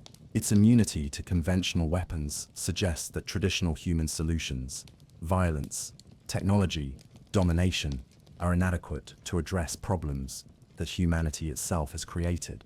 The only effective defenses against the creature are light and fire, technologies so ancient and fundamental that they predate civilization itself. This suggests that the solutions to humanity's environmental problems might require returning to more basic, more respectful relationships with natural forces rather than trying to dominate or control them through advanced technology. The cultists represent humanity's potential response to environmental and social collapse. Faced with a situation they cannot control or understand, they choose to adapt by abandoning their humanity and serving the forces that threaten them. This adaptation allows them to survive, but at the cost of everything that makes survival worthwhile. Their worship of the Deer Monster reflects how people in crisis situations sometimes embrace authoritarianism or extremism as a way of dealing with uncertainty and fear. By surrendering their individual agency to a powerful force beyond their understanding, they gain a sense of security and purpose, even though that security comes at the cost of their moral autonomy. The game's progression system creates interesting philosophical questions about the nature of time and progress. The ability to accelerate toward the 99-day goal by rescuing children suggests that moral action has the power to change fundamental aspects of reality. This connects to philosophical discussions about whether ethical behavior has intrinsic power or whether it's simply a human construct with no objective reality. The day-night cycle represents the eternal human struggle between reason and fear, knowledge and ignorance, civilization and chaos. During the day, players can see clearly, make rational decisions, and work toward long-term goals. But night brings uncertainty, irrationality, and forces that cannot be understood or reasoned with. This cycle reflects broader philosophical discussions about the Enlightenment ideal of rational progress versus darker acknowledgments of humanity's capacity for irrationality and violence. The game suggests that both elements are permanent parts of human experience, and that true survival requires learning to navigate between them rather than trying to eliminate either entirely. The multiplayer aspect introduces questions about community, cooperation, and social responsibility that mirror real-world ethical challenges. When playing with friends, you must balance individual survival needs against group welfare, make decisions about resource distribution, and determine how much personal risk you're willing to accept to help others. These social dynamics become particularly complex during crisis situations, like cultist raids, or when the Deer Monster threatens multiple players simultaneously. Do you risk your own safety to help a teammate who made a poor decision? Do you share scarce resources equally, or prioritize players who contribute more to group survival? Do you make decisions democratically, or allow experienced players to take leadership roles? The game's design ensures that these aren't just abstract moral questions, but practical decisions with immediate consequences for all players involved. This creates a laboratory for exploring how people behave under stress and how social bonds develop or break down under extreme circumstances. Chapter 15: The Cultural Impact and Legacy.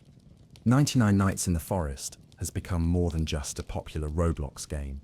It's become a cultural phenomenon that has influenced how players think about survival horror, community cooperation, and the intersection between real-world events and digital entertainment. Understanding its broader cultural impact reveals how individual games can shape larger conversations about gaming, storytelling, and social interaction. The game's approach to horror has influenced other Roblox developers to create more sophisticated atmospheric experiences rather than relying on simple jump scares or gore. By demonstrating that effective horror can be created within Roblox's family-friendly constraints, 99 Nights has opened up new possibilities for mature storytelling on the platform. This influence extends beyond horror games to other genres that have adopted similar approaches to environmental storytelling, community cooperation, and moral decision-making. The game's success has shown that Roblox players are capable of engaging with complex narratives and sophisticated gameplay mechanics, encouraging developers to create more ambitious and meaningful experiences. The community that has grown around the game represents a new model for player engagement that goes beyond simple gameplay consumption. Players have become active participants in developing the game's mythology, creating extensive documentation of its secrets, and building social networks around shared exploration and discovery. This collaborative approach to game interpretation and community building has influenced how other games design their community features and how players expect to be able to engage with complex game worlds. The expectation that games should reward deep exploration and community collaboration has become more common across the platform. The game's respectful treatment of its real-world inspiration has set important precedents for how developers can draw from tragic events without exploiting them for cheap entertainment. By maintaining focus on themes of rescue, survival, and human resilience rather than sensationalizing tragedy, 99 Nights demonstrates how games can honor real experiences while creating engaging fictional narratives. This approach has influenced discussions within the gaming community about ethical game design, cultural sensitivity, and the responsibilities that come with drawing inspiration from real-world events. The game serves as a positive example of how developers can create meaningful content that respects its sources, while still delivering compelling interactive experiences. The educational value of the game has been recognized by players and educators who see it as a way to teach survival skills, teamwork, resource management, and critical thinking within an engaging interactive format. While not designed as an educational tool, the game's realistic approach to survival mechanics provides practical knowledge that could be valuable in real emergency situations. Teachers and parents have noted that the game encourages players to learn about real-world survival techniques, indigenous knowledge systems, and environmental science as they seek to understand the mechanics and lore behind the game experience. This incidental learning demonstrates how well-designed games can provide educational value even when entertainment is the primary goal. The game's treatment of indigenous knowledge and traditional survival techniques has sparked conversations about the value of cultural wisdom and the importance of preserving traditional knowledge systems. Players often research real indigenous survival techniques to improve their game performance, leading to greater appreciation for cultures and knowledge systems they might otherwise never encounter. This cultural appreciation extends beyond the game itself, as players develop interest in indigenous rights, environmental protection, and cultural preservation issues. The game serves as a gateway that introduces young players to important social and environmental topics through engaging interactive experiences. The psychological impact of the game has been noted by players who report that it has helped them develop confidence, problem-solving skills, and the ability to stay calm under pressure. The game's challenging but fair difficulty curve provides players with opportunities to overcome increasingly difficult obstacles, building real confidence and resilience. Mental health professionals have observed that survival games like 99 Nights can provide safe spaces for people to practice dealing with stress, uncertainty, and fear in controlled environments. While the game certainly isn't therapy, it can help players develop emotional regulation skills and coping mechanisms that transfer to real-world situations. The game's emphasis on community cooperation and mutual aid has influenced how players think about social responsibility and collective action. Many players report that the experience of working together to survive in the game has made them more aware of the importance of community support and mutual assistance in real life. This social awareness often extends beyond gaming into other areas of players' lives, as they become more likely to volunteer for community service, participate in group projects, and offer assistance to others who are facing difficulties. The game demonstrates how positive social behaviors learned in virtual environments can transfer to real-world interactions. Chapter 16: The Art of Atmospheric Design. The visual and auditory design of 99 Nights in the Forest represents a masterclass in creating atmosphere within technical constraints. Every element of the game's presentation has been carefully crafted to support the overall mood and emotional impact, demonstrating how artistic vision can overcome platform limitations through creativity and attention to detail. The color palette throughout the game shifts subtly to reinforce emotional states and gameplay phases.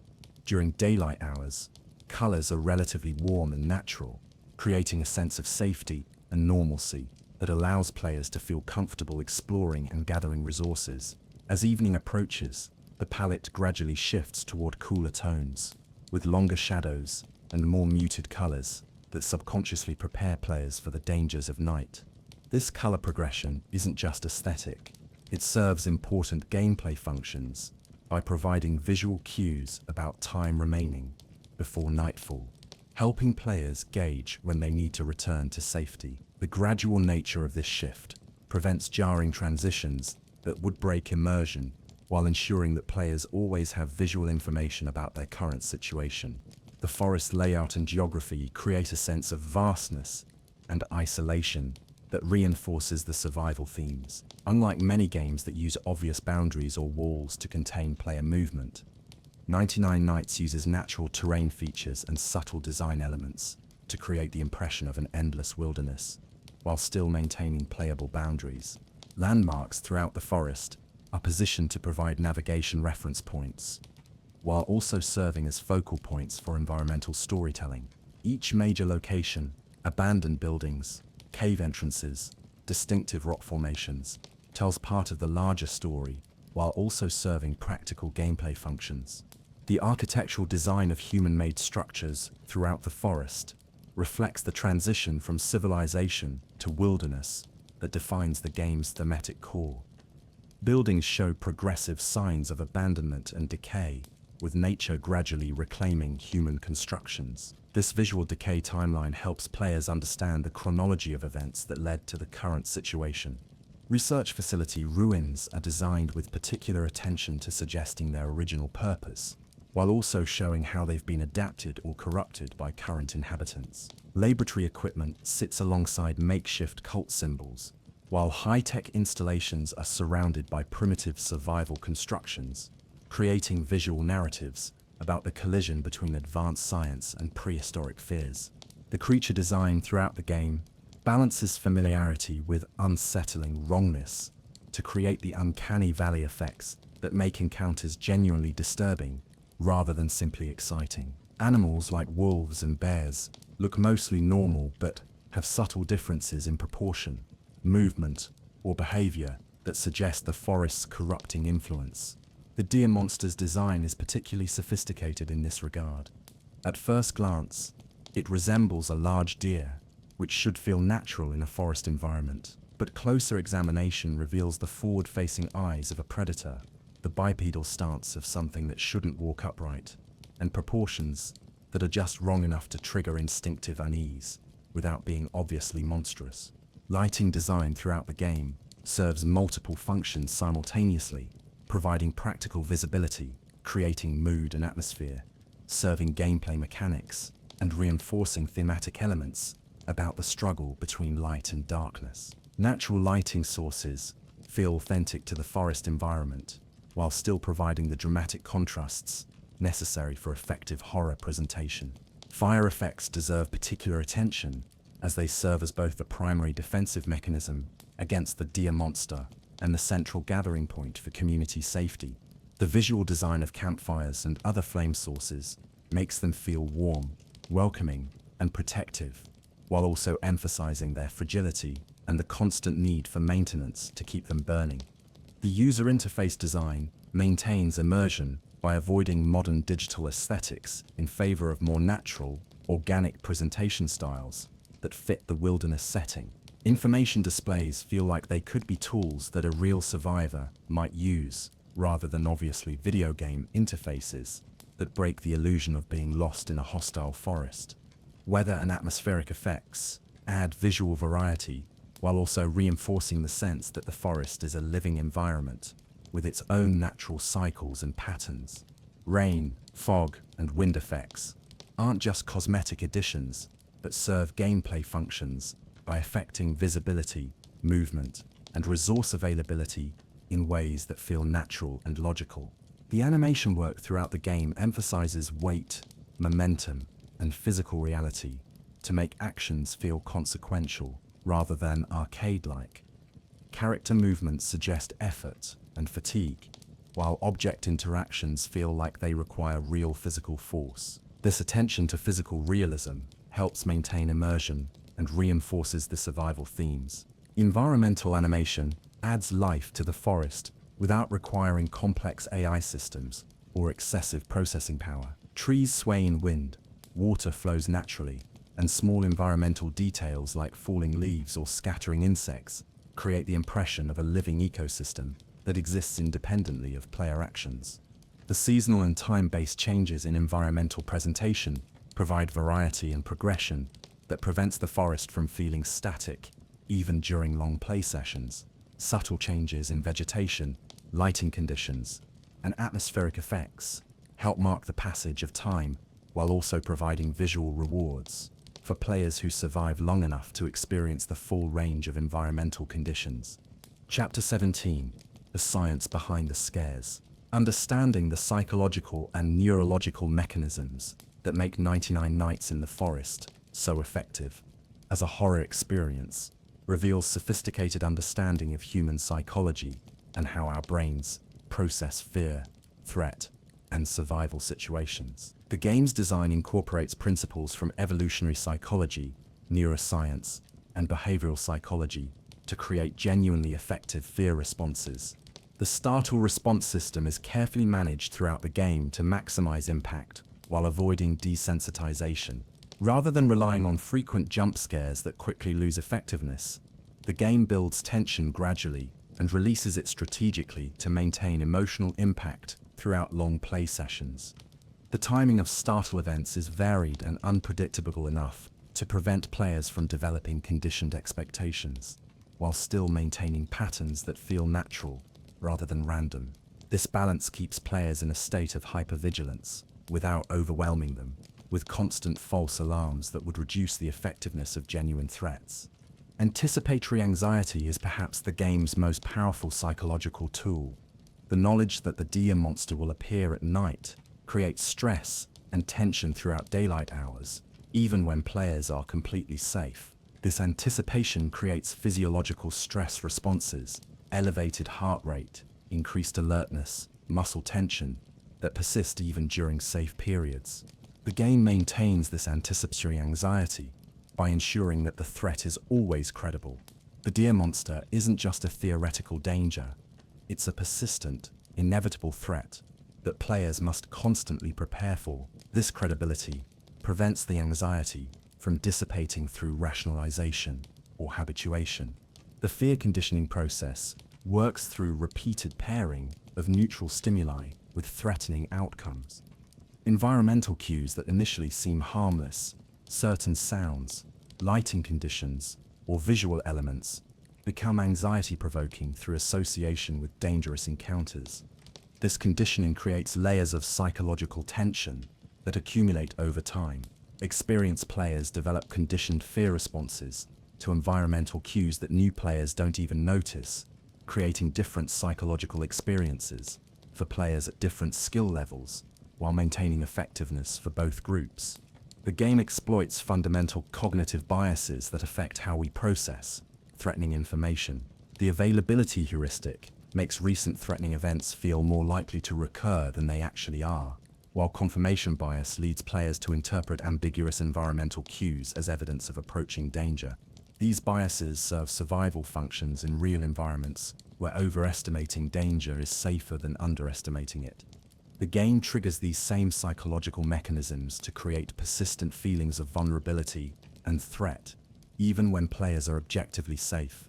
The neuroscience of fear involves multiple brain systems working together to process threats and coordinate responses. The amygdala detects potential threats and triggers immediate fear responses, while the hippocampus provides contextual information about the current situation, and the prefrontal cortex attempts to evaluate threats rationally and plan appropriate responses. 99 Nights creates situations where these systems provide conflicting information. The amygdala responds to obvious threat cues like darkness and predator sounds, while the prefrontal cortex recognizes that this is just a game with no real danger. This conflict between emotional and rational responses creates the cognitive dissonance that characterizes effective horror experiences. The game's resource management mechanics trigger scarcity psychology, cognitive and behavioral patterns that evolved to help our ancestors survive periods when essential resources were limited. These psychological responses include increased attention to resource availability, greater risk aversion, and heightened emotional responses to potential losses. Scarcity psychology explains why losing resources in the game feels genuinely distressing, even when players rationally understand that they can simply gather more materials. The emotional investment in accumulated resources creates real stakes that make survival challenges feel meaningful, rather than trivial. Social psychology plays important roles in multiplayer sessions, where group dynamics affect individual fear responses. The presence of allies can reduce fear through social support mechanisms, but it can also increase anxiety through responsibility for others' welfare and fear of social judgment about performance under pressure. The game creates situations where these social factors enhance rather than diminish the horror experience. Having teammates provides comfort, but also creates additional failure conditions and social pressure that can increase rather than decrease overall stress levels. The physiological stress response involves complex interactions between the nervous system, endocrine system, and immune system that prepare the body for dealing with threats. Heart rate increases, stress hormones are released, muscle tension increases, and attention narrows to focus on potential threats. These physiological changes occur in response to perceived threats, regardless of whether the threat is real or simulated. Playing 99 Nights creates genuine physiological stress responses that are essentially identical to those produced by real survival situations, explaining why the game can feel genuinely exhausting, even though it involves no physical exertion. The habituation process explains why horror experiences become less effective over time as players adapt to repeated exposure to the same threats. The game counteracts habituation through variety in threat presentation, escalating difficulty levels, and the introduction of new elements that prevent players from becoming completely comfortable with existing challenges. Understanding these psychological mechanisms reveals how carefully designed the game really is.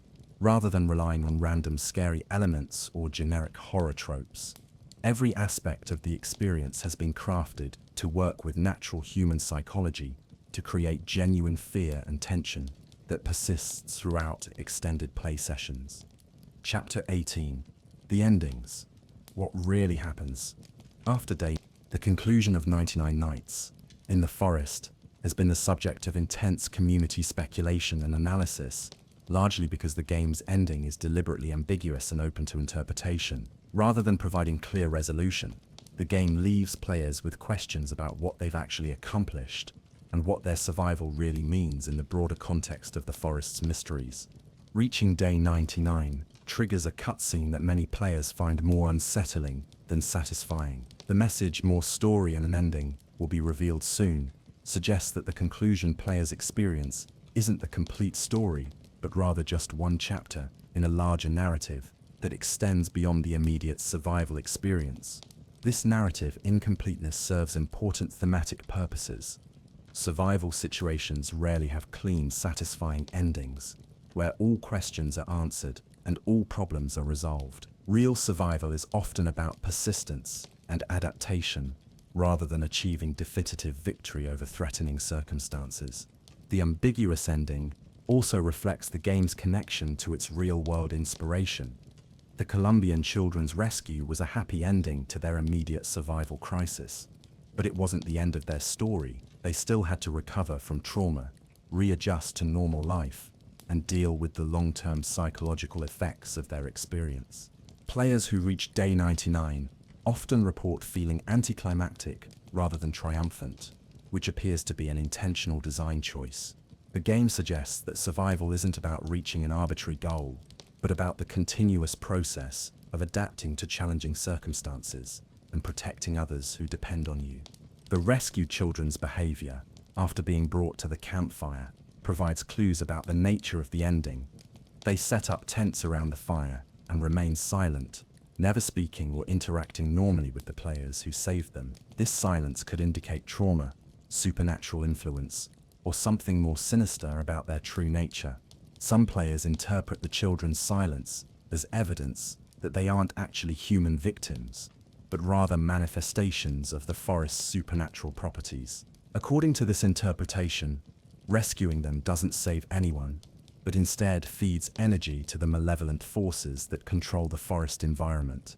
Alternate interpretations suggest that the children's silence reflects realistic trauma responses to prolonged captivity and exposure to supernatural threats. Their inability to communicate normally would be expected given what they've experienced, and their recovery might require time and support that extends beyond the game's immediate time frame. The continuing presence of the deer monster, even after all children have been rescued, indicates that completing the rescue mission doesn't resolve the fundamental problem that created the dangerous situation in the first place. The underlying causes, whatever created the creature and corrupted the forest, remain unaddressed. This persistence of the central threat suggests that the player's mission was always about mitigation rather than solution. You can save the immediate victims and survive the current crisis, but you can't undo the larger disaster that created the problem in the first place. Different player choices throughout the game may influence which ending variation they experience, though the full range of possible outcomes remains unclear due to the game's ongoing development. Some players report subtly different ending sequences based on their survival strategies, cooperation levels, or hidden objectives they completed during their playthrough. The promise of additional story content suggests that the developers view Day 99 as a milestone rather than a conclusion. Future updates may reveal what happens to players and rescued children after they reach the supposed safety of the 99-day mark, potentially showing that escape from the forest isn't as simple as surviving for a predetermined period. The economic rewards for reaching Day 99, significant diamond payouts that can be used to purchase new classes and equipment, create practical incentives for players to continue attempting the full survival challenge, even if the narrative conclusion feels incomplete. This game design choice ensures that the ending serves gameplay progression, even if it doesn't provide narrative satisfaction. Community theories about secret endings that can be unlocked through specific actions or discoveries add another layer of speculation to the game's conclusion. While these secret endings haven't been confirmed, the game's depth and attention to hidden content make their existence plausible. The most intriguing theoretical ending involves somehow confronting or resolving the source of the forest's corruption rather than simply surviving its effects. This would require players to discover the true nature of the research facility's experiments and find ways to reverse or contain the supernatural disaster they created. Whether such an ending exists or will be added in future updates remains unknown, but the possibility creates additional motivation for players to explore every aspect of the game world and experiment with different approaches to the survival challenge.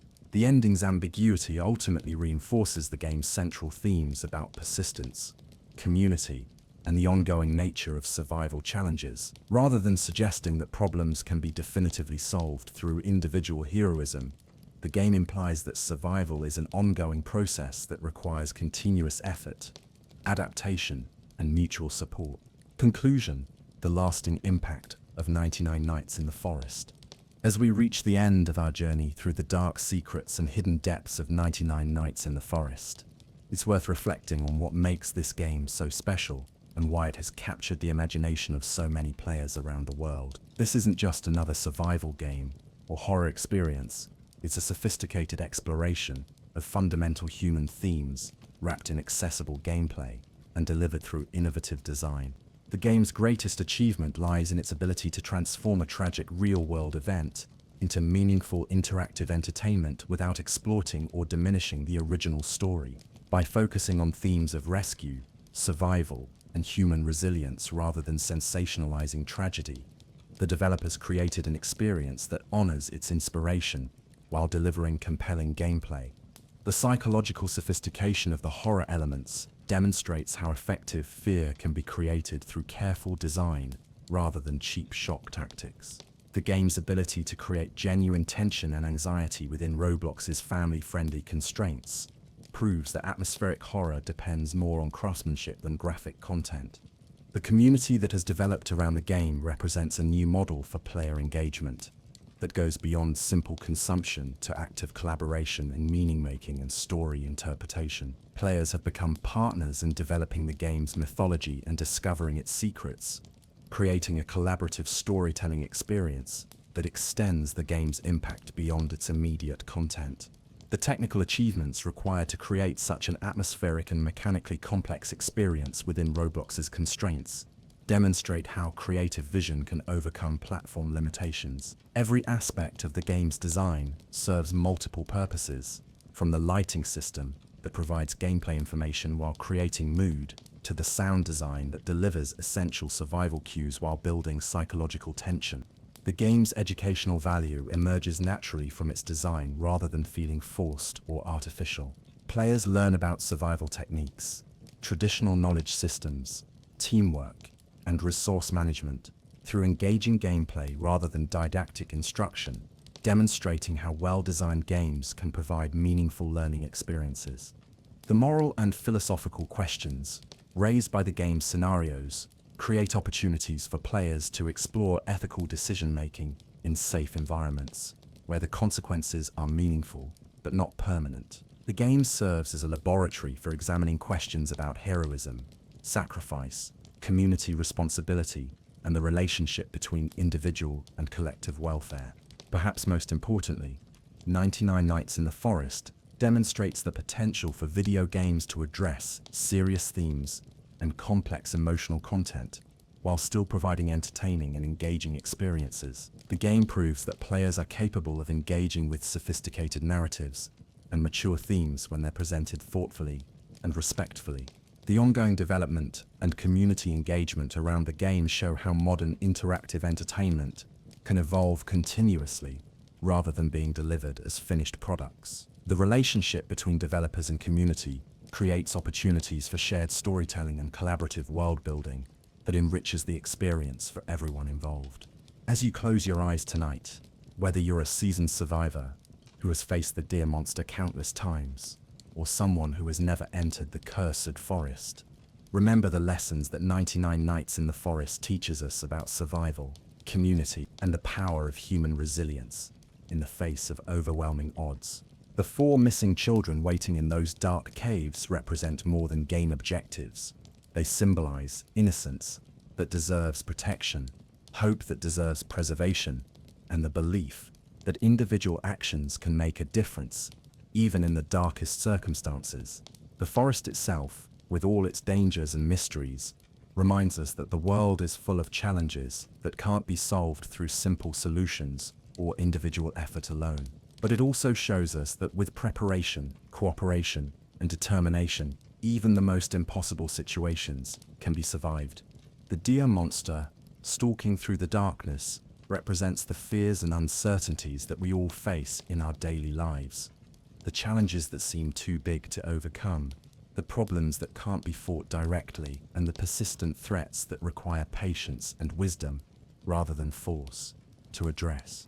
But the campfire burning bright in the center of it all represents something even more powerful: the human capacity to create safety, warmth, and community even in the most hostile environments. It reminds us that we are not alone in facing our challenges, and that together we can create islands of light and hope even in the darkest circumstances. So whether you're facing real-world challenges or virtual monsters, remember the lessons of 99 Nights in the Forest. Stay close to your community. Keep your light burning bright. Never give up on those who need your help. And remember that survival is not just about staying alive. It's about preserving what makes life worth living. Thank you for joining me on this journey into the mysteries of 99 Nights in the Forest. May your campfires always burn bright. May you find all the missing children, and may you always make it through the night to see another dawn. Sweet dreams. And remember, in the darkness, we are never truly alone. Final word count: 20,000 words.